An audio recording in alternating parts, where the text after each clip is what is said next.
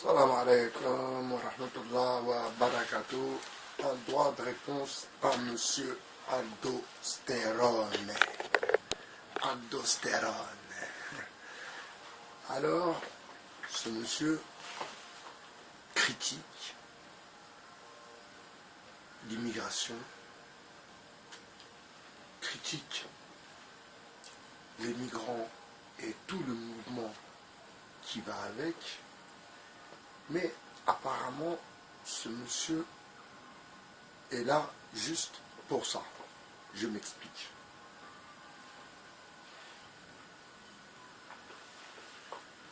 Il y a des endroits dans Paris, s'il n'y aurait pas ces immigrants, s'il n'y aurait pas eu cette immigration, qui seront totalement vides. Donc, avec une consommation moindre. Il ne faut pas qu'il oublie de dire aussi que le regroupement familial était une bonne chose pour le gouvernement, pour l'État. Je m'explique. Ils savaient très bien que de toute façon, ces hommes qui étaient venus sans leurs femmes, ensuite allaient faire venir leurs femmes et leurs femmes allaient travailler. Donc, nous restons toujours dans la servitude. Donc, au lieu de critiquer le regroupement familial et les migrants et l'immigration, M. Stérone, soyez un peu plus économiste. Ce monsieur veut nous faire croire que cette immigration va coûter de l'argent, ou coûte de l'argent à l'État, en santé, coûte de l'argent à l'État avec les aides, etc., etc. Mais ce qui est totalement faux. Est-ce que vous pensez que si le gouvernement et les économistes du gouvernement auraient pensé un moment, une seconde, que ce mouvement migratoire était nocif pour leur pays, ou leur continent, ou leur région, en l'occurrence l'Europe, est-ce que vous pensez qu'ils auraient favorisé, ou qu'ils auraient même laissé ouvert les frontières? Eh bien non, personne ne serait rentré. C'est clair.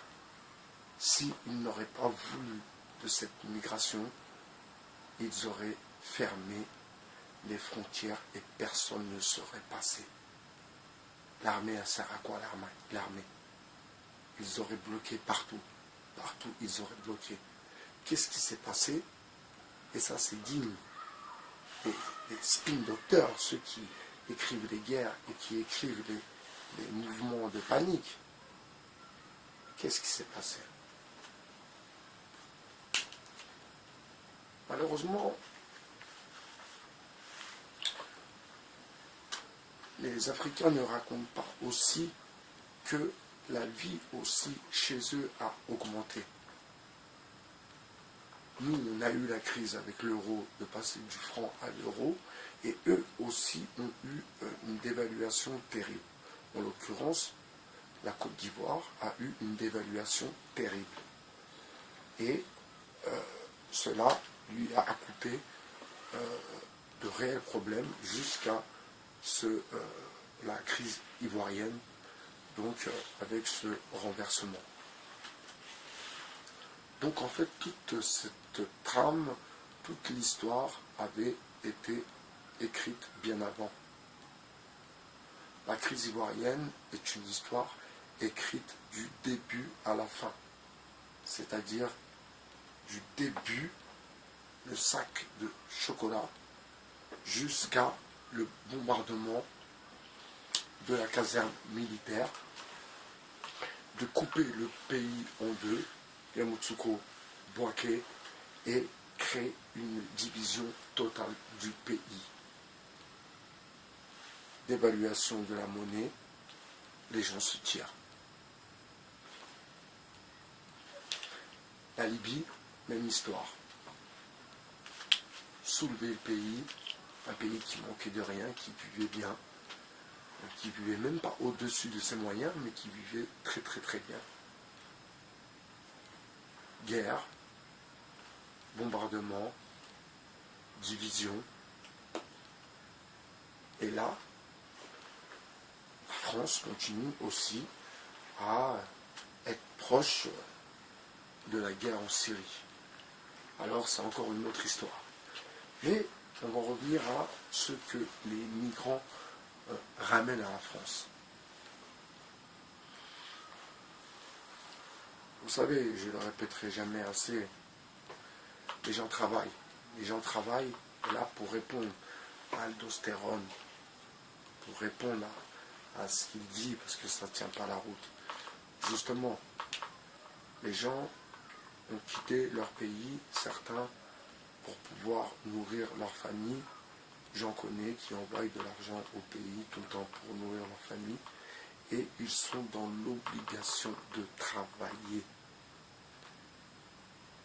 Et c'est ce qui, pas leur met leur corde au cou, mais c'est ce qui les force aussi à travailler. Car ils doivent nourrir leur famille, et parfois des familles.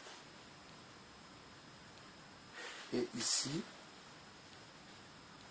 porte de la Chapelle, un café, je le répète, une histoire vraie, où le patron du café m'a dit, s'il n'y aurait pas les migrants, c'est sûr que j'aurais vendu mon affaire il y a longtemps. Et le fait qu'il y ait des migrants, ça a redonné un peu de valeur à son affaire. Donc vous comprenez, c'est pas